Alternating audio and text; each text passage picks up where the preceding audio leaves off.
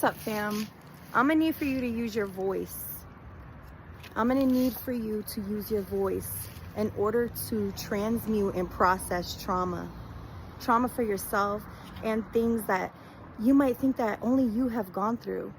And other people in the collective who are voiceless right now just like you may have been. You may have been voiceless before. But now you have a chance to be able to be a voice to the voiceless. Because the truth is you're not the only one who's gone through trauma. Other people have gone through similar trauma, just like you. Whether it was physical, emotional, sexual trauma. I'm urging you to use your voice. Speak up. They want you to suppress your truth.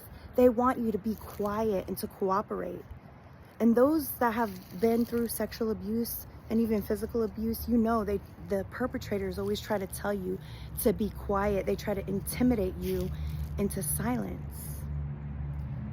I'm here to tell you, don't suffer alone in your silence. Give it a voice. Give your suffering a voice, okay?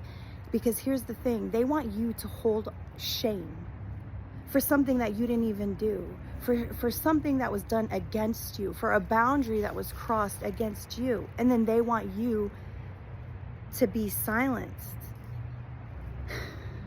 I do urge forgiveness, because that is for ourselves. Up to us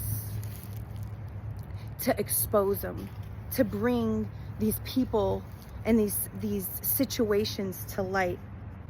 If we don't, they will take advantage of others. They will take advantage of other voiceless people. When you go through trauma, the repercussions, people think that they might get away with something, but what happens is, like, trauma comes up later. You might experience a sexual abuse, a physical abuse, or something like that, and our bodies and our minds and our hearts, our souls can't even process it. But when we actually start doing the healing and we start processing it, then we're able to bring it to the surface to be transmuted. Because here's the thing, guys, trauma might come up years, like, for instance, sexual trauma. A lot of the times people either end up having like an over sexualized life, or they don't want anything to do with sex just because of that trauma. And the thing is that might not show up till years after sexual trauma. You know, the consequences and the pain that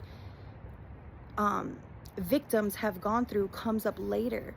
But I'm encouraging you to understand that you are not a victim. You are an overcomer, especially every time you use your voice and expose these people, because a lot of these perpetrators, guys, they are respected in the community. Let's be honest. A lot of them are teachers, pastors, family members, police, government, but they're narcissists and they are a false light. And it's not fair for someone to have the lines crossed and then they're supposed to just live in suffering and feel like a victim and worthless. No. You take your voice back, you speak, and you expose them, because they're not exempt from universal karmic law. They have to abide by it just like everybody else. But it's up to you to voice it. I'm encouraging you. You are not your trauma. Be brave. You are brave. You are courageous to stand up against. See, that's why these things a lot of the time happen to chosen ones. Because it's like they do it to all these people. They might, trigger warning, sexually molest children and people, but they hurt animals and stuff in it. But until you say something, then when you say something, their schemes stop, their plans stop. And like I said, a lot of these people, they're around vulnerable population, like schools and regular civilians and church members with kids and things like that.